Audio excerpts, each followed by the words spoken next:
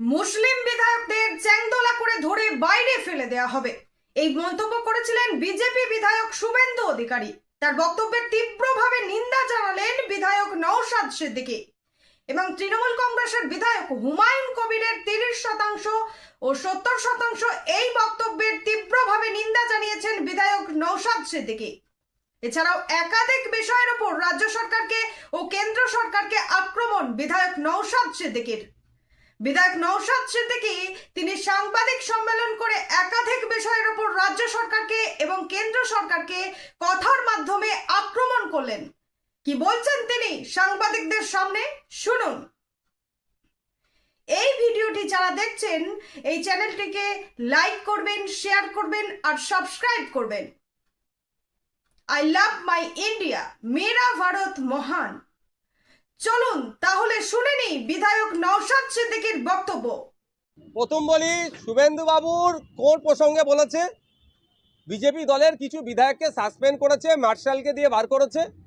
কে করেছেন? Speaker sir. সেই রাগটা কাদের ওপরে মিটাচ্ছে? সে মুসলিমদের ওপরে। একটা প্রশ্ন। দ্বিতীয় কথা হচ্ছে, শুভেন্দু বাবু 2026-এ আসলে এই কাজটা করবেন। 2026-এ তার দলের কটা বিধায়ক নিয়ে তিনি আবার বিধানসভায় ঢুকবেন, সেটা আমার তাকে নিয়ে একটু ভাবা দরকার। 3 নম্বর কথা হচ্ছে, 2026 তো এখন 1 বছর বাকি।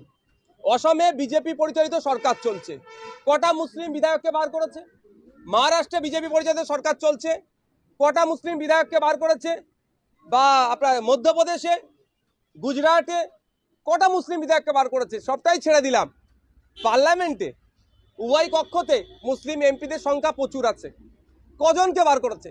শুধুমাত্র শুভেন্দুবাবু উনি ইচ্ছাকৃতভাবেই পশ্চিমবাংলার রাজনীতিকে কুলসিত করে হিন্দু মুসলিমের বাইনারি তৈরি করে তৃণমূল আর বিজেপি টোটাল ভোটটাকে ভাগ করে নেওয়ার এই অপচেষ্টা চালাচ্ছে।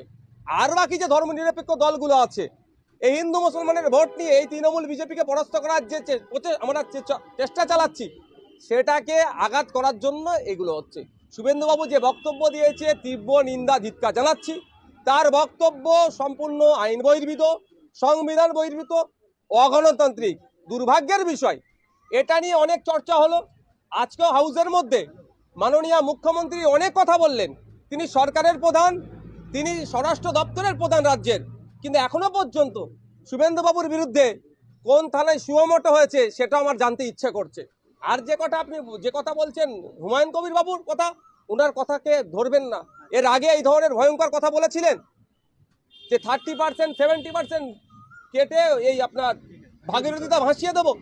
সেই বক্তব্যেরও আমরা চরম বিরোধিতা করেছিলাম। আর এটা তো আমার মনে হয় যে দুটো শিবির ইচ্ছাকৃতভাবে এই ধরনের কথা বলবেন, এই পারসেপশন তৈরি হবে বাংলাতে। হিন্দু মুসলমানের পারসেপশন হবে, বিজেপি তৃণমূলের বাইনারি হবে, ভোটটাকে তাদের কাছে আটকে রাখার একটা অপচেষ্টা চলছে। হুমায়ুন কবির সাহেব যদি কথা বলে থাকেন, আমি এটাকে ধিক্কার জানাচ্ছি, নিন্দা জানাচ্ছি। এ কথা হুমায়ুন কবির সাহেবের মানায় না। হুমায়ুন কবির সাহেবের উচিত হবে, তৃণমূলের তিনি একজন বিধায়ক বর্তমানে আছেন, তার বাকি যেগুলো আছে তাদেরকে নিয়েও আইনের দ্বারস্থ হওয়া। হুমায়ুন কবিরের এই বক্তব্যের পরেই বিজেপির তরফ থেকে অভিযোগ করা হচ্ছে বিরোধী দলনেতাকে খুনের চক্রান্ত করা হচ্ছে এবং ভেতরে কালো পোশাক পরে কোনো একজন ভিডিও রেকর্ডিং করছিলেন, যার পরিচয় বা তাকে পরে আর ট্রেস করা যায়নি। তাকে খুন করে দেওয়া হচ্ছে। দেখুন, তার পরিচয় কি, তাকে ট্রেস করার দায়িত্ব আমার নয়, অন্য কোনো বিধায়কেরও নয়, সেটা স্পিকার স্যারের। হ্যাঁ, আমি ওই মুহূর্তে দেখেছি যখন গেট খুলে বেরিয়ে যাচ্ছে, একজন ছিলেন, কালো জামা পরেছিলেন, মুখ আমি পাইনি কারণ চিৎকার চাচামেচি হওয়ার পরে বেরিয়ে গেছিল। আমি যতটুকু জানি, এই হাউসের মধ্যে হাউসের সদস্য ছাড়া, যারা আধিকারিকরা আছে তারা ছাড়া স্পিকার স্যারের পারমিশনে কোনো একজন স্পিকার স্যারের পারমিশন ছাড়া কেউ ঢুকতে পারে না। উইদাউট স্পিকার স্যারের পারমিশনে যদি কেউ ঢুকে যায়, সে হাউসটা সম্ভবত সেই সময় মুলতবি করে দিতে হয়। আমার জানার মধ্যে ভুল থাকতেও পারে। তাহলে এবার স্পিকার স্যারের একটা দায়িত্ব, কে ছিল না ছিল, কেন ঢুকলে সেটাকে চিহ্নিত করে তার পানিশমেন্টের ব্যবস্থা করা।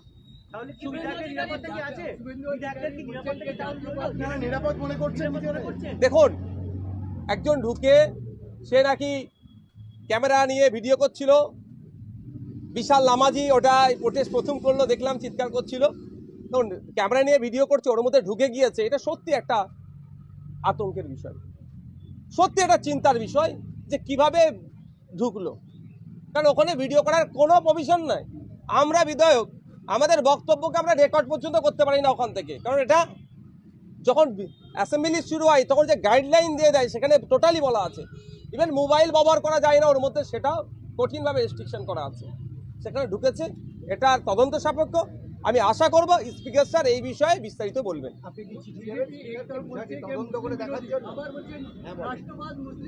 স্পিকার স্যারকে নতুন করে চিঠি দেওয়ার প্রয়োজন কি আছে? স্পিকার স্যার তখন উপস্থিত ছিলেন।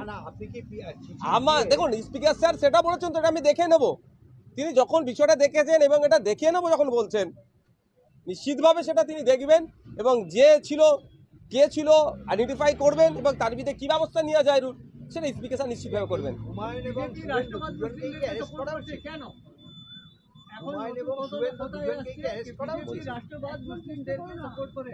যারা বিরোধী মুসলিম, ভারত বিরোধী মুসলিম তাদেরকে সাপোর্ট করছে না, এই নতুন কথা আজ থেকে স্টার্ট হয়েছে।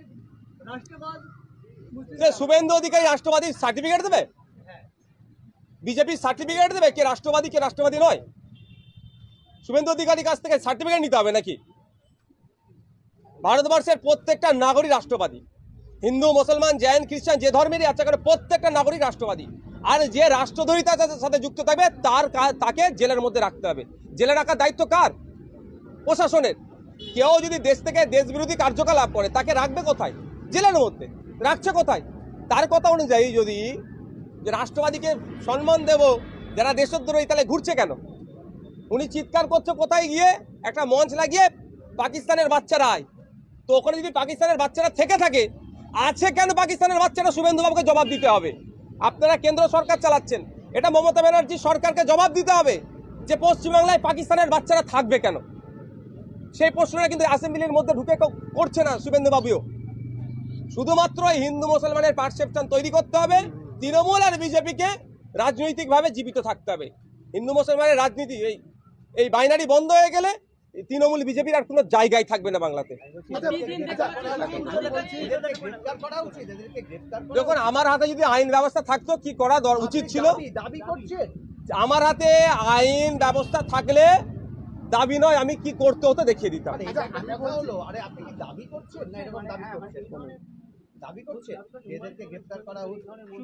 দেখুন, বারবার ইডি অফিসে ডাকছে আর আমি আপনি সবাই মিলে পোস্ট করছি, এবার হয়তো গ্যারেজ হবে।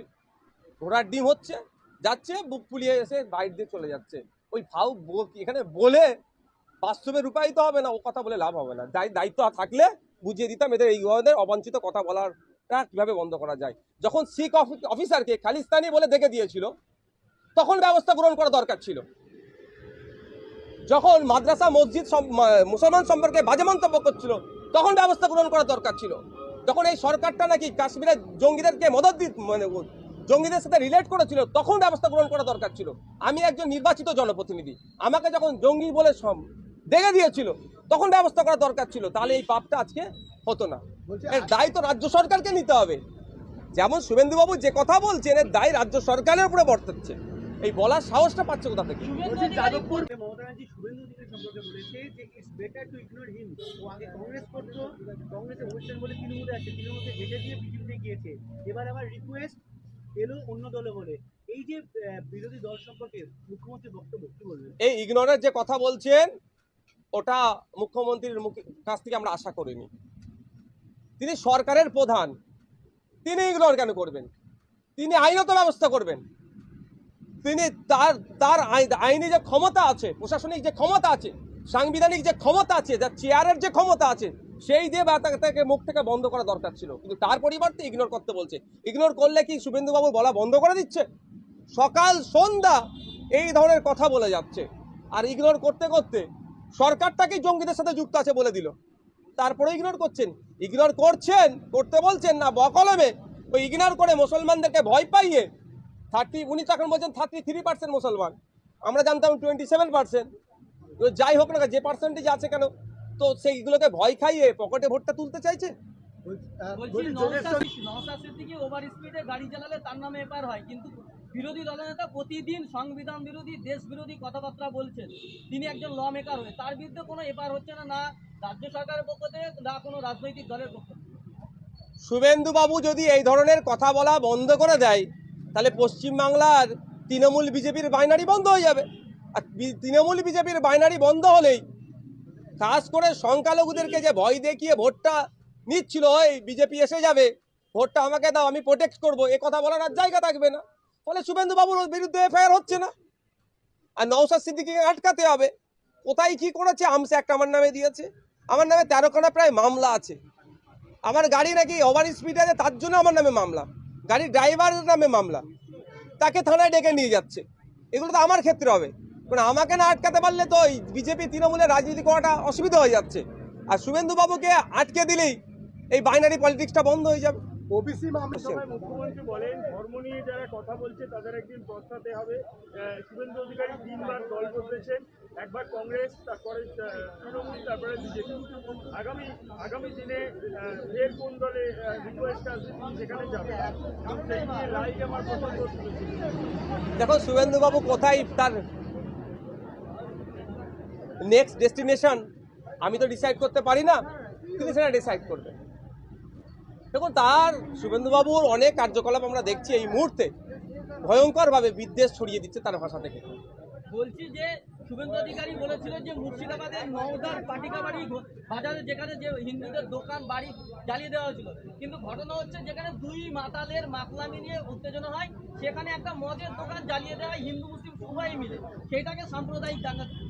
সমস্ত বিষয়টাতে শুভেন্দুবাবু এখন হিন্দু মুসলমান দেখছে।